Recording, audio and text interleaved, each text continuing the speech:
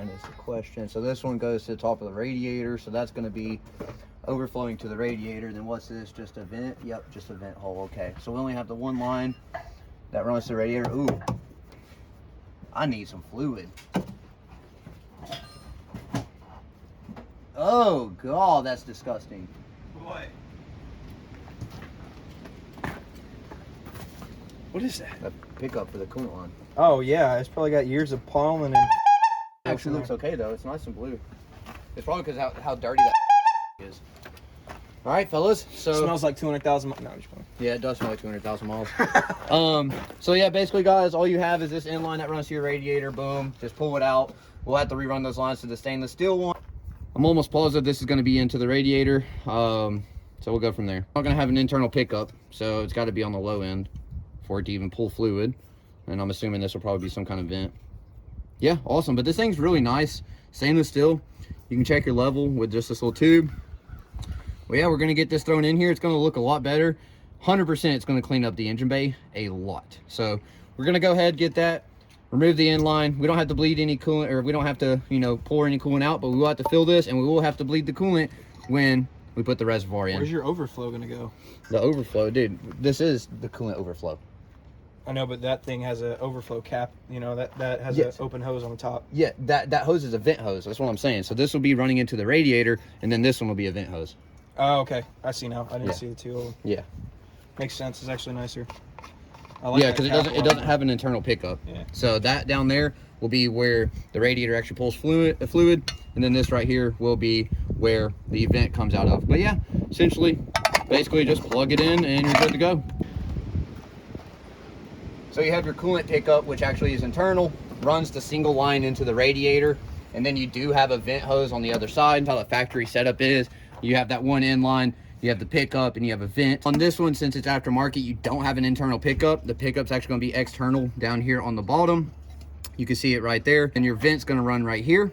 So you don't have an internal pickup. Check fluid, since it's not see-through. You do have this little piece right here, which you could check your fluid level with. We're going to get that removed, clean up the engine bay, and we're going to slap this stainless steel reservoir in. 3 10mm bolts, 2 up top and then 1 down bottom. Go ahead and knock those loose.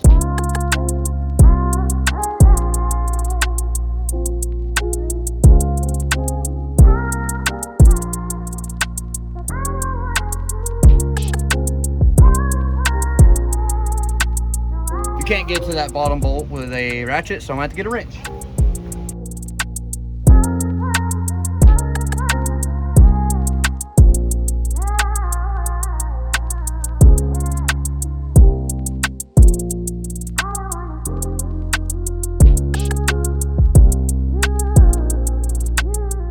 We got all 3 bolts out of the reservoir, so we're just going to go ahead and pull it out.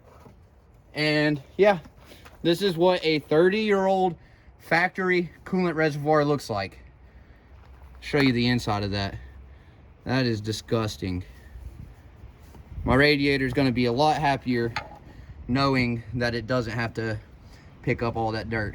We're going to go ahead, clean up the engine bay a little bit on that side, and then we'll go ahead and get the aftermarket stainless steel reservoir in. Simple. 3 bolts, 2 on top, 1 on bottom. You can get the top ones with a ratchet, but you will need a 10mm wrench for the bottom one. We're going to be cleaning up all of this. Now, this wire mess was done by the previous owner. Everything else, engine-wise and all that stuff's done by me, but the headlights were done by the previous owner. So we're going to go ahead and get this cleaned up, see if we can do something with this mess of wires. Get this side of the engine bay cleaned up while we can. Gonna go ahead and get the reservoir in, and it's gonna be looking a lot better. So to clean this area over here for the reservoir, I'm just gonna use some Goo Gone. Should get all that grease off just nice. Got a water hose, gonna wet a rag and wipe her down. Dang, that smell of that. Oh, wow, that works so freaking good. Holy crap. You can actually see the Montego.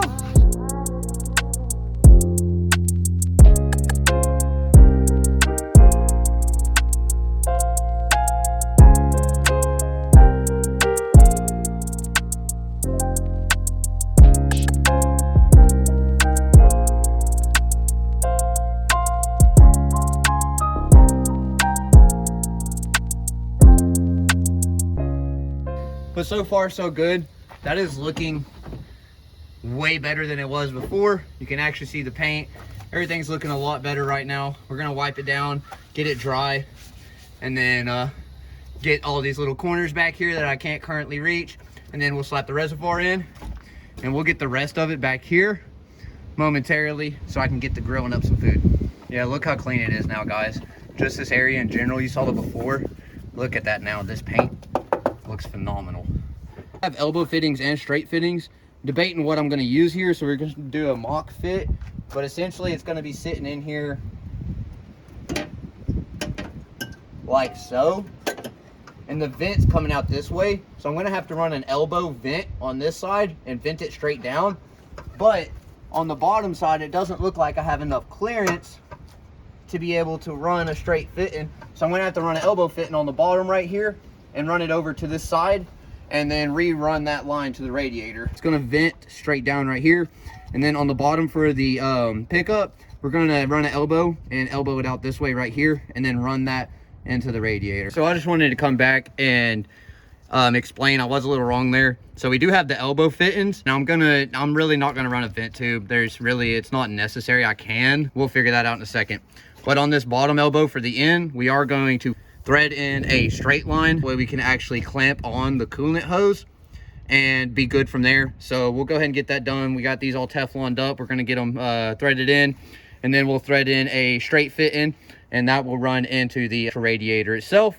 So essentially, like I was saying, you got your vent, got your in, run a straight fit in, and we'll run that to the radiator and we'll be good. As you can tell, Mason sprayed coolant everywhere while ripping it off, including on me. That's what happens when you got more power. Yeah, more power, baby. Dawn dish soap, buddy, I promise. I know. Just a little touch. Maybe you'll get it to slide all the way on there. Yeah, because there's coolant on it. Nah, I'll go grab the Dawn. No, it's good. I got it. I'll get it. Hey, but are you going to get it all the way up? Yeah. As soon as it goes on, it'll be okay. That's tight, though. I think that's definitely tight enough. That's the only thing I'm worried about is splash out on this, you know? Just get her good and tight. Just a little turn on there. So we got all the nipples on there. This will be the inline. This will be your vent. Probably just gonna run a tube down by the chassis, so if any overflow does splash out, it's not gonna just sit on the metal. Good to go ahead and run the inline, and then we'll bolt it in and go from there.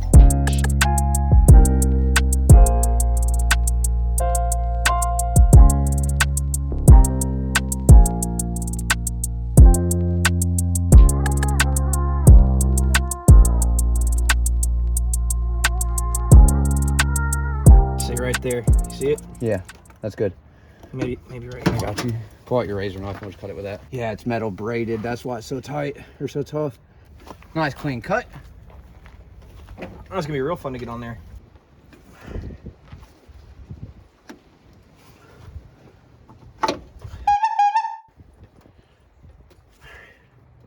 It's just that bend is what's killing me. Scratched it. This is the back, bro. No one's ever gonna see that. Just run it down like so. Up underneath this wire, and that'll hold it down. Keep it from going anywhere. What is all this mess? Right here. Oh, fuse box. Perfect. Because it's just going to be overflow. Actually, I prefer kink right there so it doesn't pour out. But if it does, look, it vents right onto my skid tray.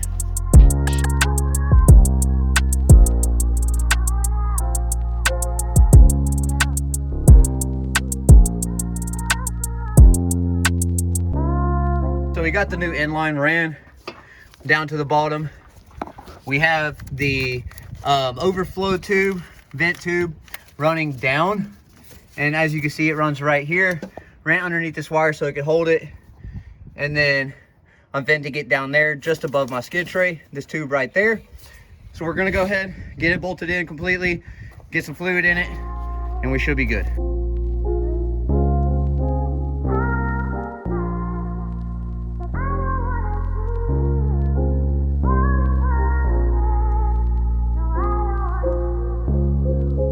I hate to really be that kind of guy, but I do have some gold heat reflective tape, and I'm gonna show you exactly why. These exhaust headers, I took off the heat shield so that I could block off the EGR and everything.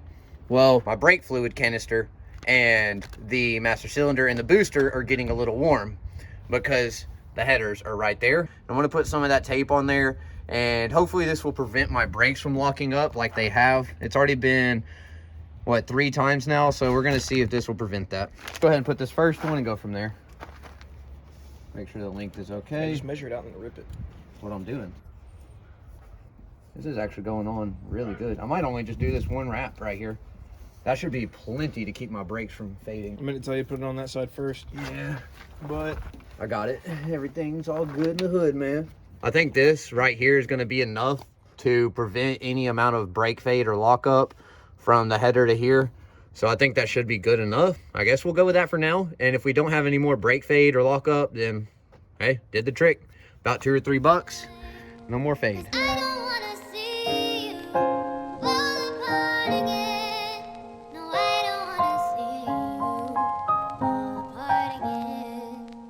All apart.